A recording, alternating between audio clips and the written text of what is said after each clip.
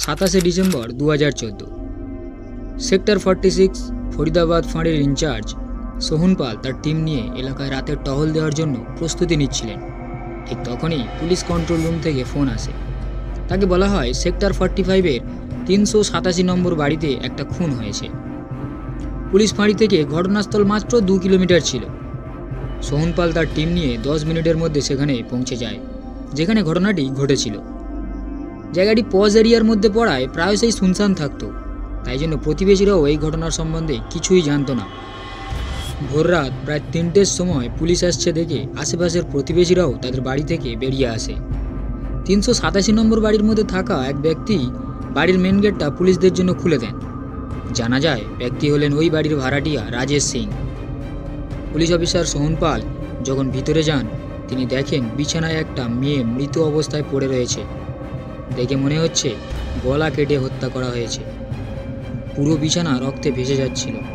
যে ঘরে খুনটি হয়েছিল সেই ঘরের আলমারির লকার খোলা ছিল। আলমারির সমস্ত জিনিসপত্র চারিদিকে ছড়িয়ে ছিটিয়ে ছিল। প্রাথমিক দৃষ্টিতে লুটপাটের কেস বলে মনে হচ্ছিল চুরি ডাকাতি করতে আসায় মেয়েটি বিরোধ করায় তাকে খুন করা হয়েছে। কিন্তু পুলিশ যখন এই কেসের তদন্ত করে, তখন এমন রহস্য উঠে আসে যেটা আপনাদেরকেও অবাক করবে।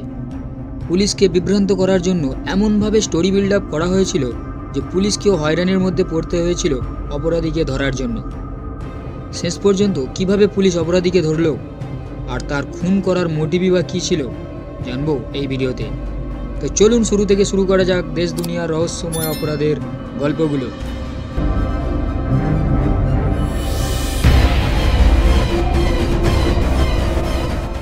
পুলিশকে এই ঘটনার খবরটা দিয়েছিলেন ওই বাড়ির মালকিন পুষ্পা কোহলি, যে বলেছিল মৃত মেয়েটি তার মেয়ে কিরণ কোহলি। পজ এলাকায় এইরকম সানসানি কেস খুনের খবরটা পাওয়া মাত্রই পুলিশের উচ্চপদস্থ আধিকারিকরা এক এক করে ঘটনাস্থলে পৌঁছতে শুরু করে।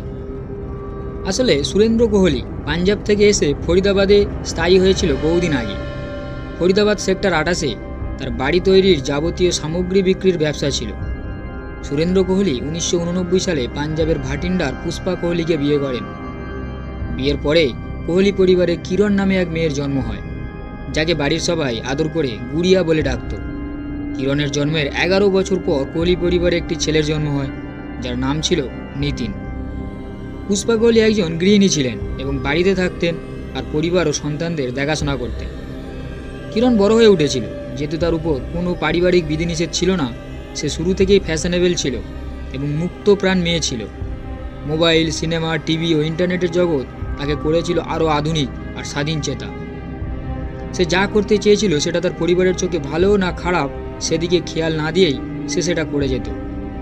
এই সমস্ত কারণে তার পরিবারের ইচ্ছার বিরুদ্ধে কিরণ 22 নভেম্বর 2010 তারিখে ভিন্ন ধর্মের এক যুবক রঞ্জিত ত্রিপাঠীর সাথে বিয়ে করেন। রঞ্জিত ফরিদাবাদ জেলার লাদাখপুর গ্রামের বাসিন্দা ছিলেন। বিয়ের পর কিরণ বাড়ি ছেড়ে দিল্লির সরিতা বিহারের কাছে মদনপুর খাদারে একটি ভাড়া বাড়িতে রঞ্জিত ত্রিপাঠীর সঙ্গে থাকতে শুরু করেন। পরিবার থেকে আলাদা হওয়ার পর জীবনের তিক্ত সত্যের মুখোমুখি হয় কিরণ এবং রঞ্জিত দুজনেই বিভিন্ন প্রাইভেট ফার্মে চাকরি নেন। কিরণ যে ফার্মে কাজ করত সেই ফার্মের মালিকের নাম ছিল মেহফুজ আলম। মেহফুজ আলমের অফিস ছিল কালিন্দী কুঞ্জ মদনপুর খাদারের কাছেই ছিল, তাই কিরণকে অফিসে যাতায়াত করতে কোনো সমস্যা হয়নি। মেহফুজ আলমের সঙ্গে কাজ করার সময় কিরণ তার কাছাকাছি চলে আসে, তার কাছে খুবই গুরুত্বপূর্ণ হয়ে ওঠে।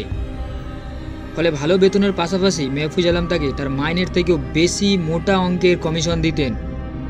এই কারণে কিরণের একটা ভালো ব্যাংক ব্যালেন্স জমা হয়েছিল। অন্যদিকে তার স্বামী রঞ্জিত তার চাকরি থেকে সংসার খরচ ঠিকমতো মেটাতে পারছিলেন না।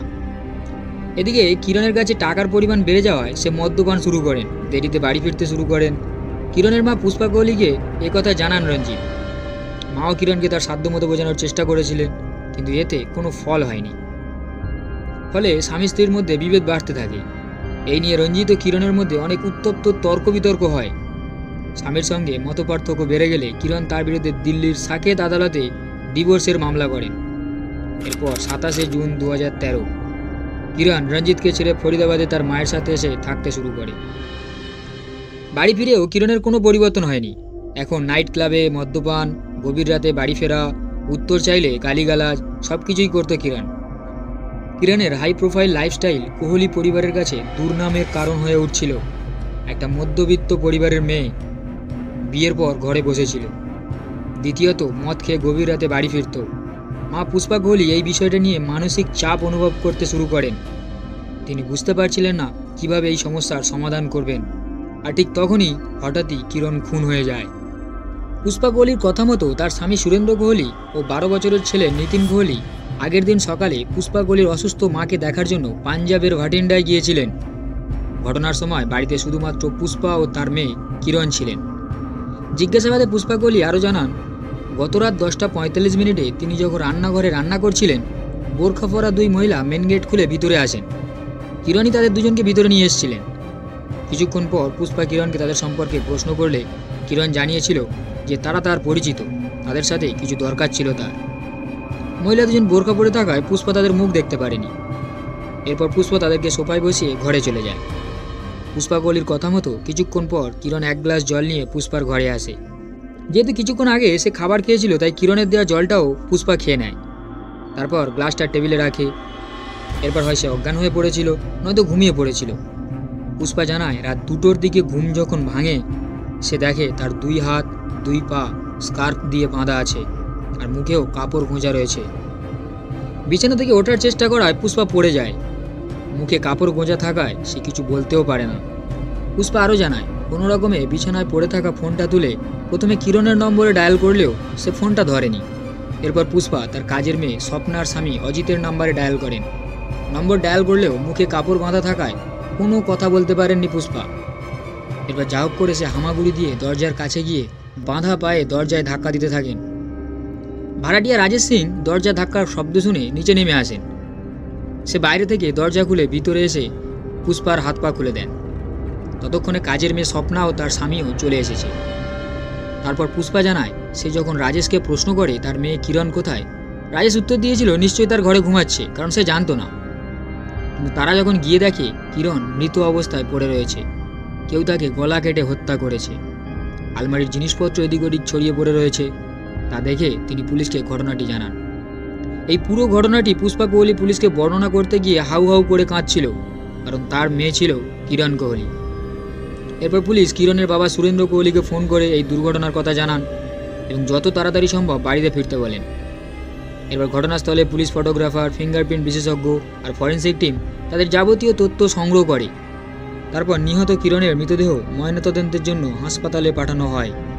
মামলার গুরুত্ব বুঝে এসপি পুনম দয়াল এলাকা পুলিশের পরিবর্তে সিআইএ এনআইটির ইনচার্জ ইন্সপেক্টর বিমল কুমারকে আর সাব ইন্সপেক্টর নরেন্দ্র কুমার ও অশ্বিনী কুমারের কাছে তদন্ত হস্তান্তর করেন। এরপর বিমল কুমার তার দলের সাথে পুরো ভালোভাবে ঘটনাস্থলটি আরও একবার পরিদর্শন করেন এবং তিনি দেখেন পুষ্পা কোহলির বলা বয়ান অনুযায়ী আর ঘটনাস্থলে পাওয়া প্রমাণের মধ্যে অনেক অমিল রয়েছে। এই বিষয়টি মাথায় রেখে তারা সুরেন্দ্র কোহলির ভাড়াটিয়া রাজেশ সিং, কাজের মেয়ে স্বপ্না ও তার স্বামী অজিতের পৃথক জবানবন্দি রেকর্ড করেন। যখন সেই বয়ানগুলি ক্রস চেক করা হয়েছিল, তখন ইন্সপেক্টর বিমল কুমারের মনে অনেক বিষয়ে সন্দেহ হয়েছিল। যেমন কিরণ পুষ্পাকে 1 গ্লাস জল দিয়েছিল, যা খাওয়ার পর সে অজ্ঞান হয়ে পড়ে, সম্ভবত ঘুমিয়ে পড়ে। কিরণ তার মাকে না চাইতে জলটা কেন দিল তা বোঝার বাইরে। ইন্সপেক্টর বিমল কুমার গ্লাসে যতটুকু অবশিষ্ট জল ছিল তার গন্ধ শুকে দেখেন এবং তিনি বুঝতে পারেন সেটা সাধারণ জল, তাতে কোনো নেশা জাতীয় বা মাদক জাতীয় কোনো কিছু মেশানোর গন্ধ নেই। তার সত্ত্বেও তিনি সেই গ্লাসের জলটি পরীক্ষাগারে পাঠান টেস্ট করার জন্য। দ্বিতীয়ত, 2 বোরখা পরা মহিলার শরীর, চেহারা, কণ্ঠস্বর নিয়ে যখন পুষ্পা কোহলিকে প্রশ্ন করা হয়েছিল, তখন তিনি কোনো সন্তোষজনক উত্তর দিতে পারেননি। সন্দেহের ফলে পুষ্পা কোহলির মোবাইল নম্বরটি নজরদারিতে রাখা হয়। তার ফোন নম্বরের গত 6 মাসের কল ডিটেলস রিপোর্ট সিডিআর বার করা হয়। এদিকে পুষ্পা কোহলির স্বামী সুরেন্দ্র কোহলি, ছেলে নিতিন ও আরও কয়েকজন আত্মীয় খবর পেয়ে বাড়িতে চলে আসে। পরিবেশ এমন ছিল যে পুষ্পাকে কড়া জিজ্ঞাসাবাদ করা যাচ্ছিল না। ময়নাতদন্তের শেষে কিরণের লাশ পরিবারের কাছে হস্তান্তর করা হয়। ওই দিনই তারা শেষকৃত্য সম্পন্ন করেন। অন্তিম কাজে যোগ দিয়েছিলেন কিরণের দিদিমাও। ইন্সপেক্টর বিমল কুমারও দিদিমাকে জিজ্ঞাসাবাদ করেন। তিনি সম্পূর্ণ সুস্থ ছিলেন, যেখানে পুষ্পা তার স্বামী সুরেন্দ্র কোহলি ও ছেলে নিতিন কোহলিকে 250 কিলোমিটার দূরে ভাটিন্ডায় পাঠিয়েছিলেন এই বলে যে তার মা অসুস্থ। কিরণ খুনের খবর পেয়ে তার স্বামী রঞ্জিত ত্রিপাঠীও ফরিদাবাদে চলে আসেন। বর্তমানে তিনি মুম্বাইয়ে কর্মরত ছিলেন। পুলিশ তাকেও জিজ্ঞাসাবাদ করে।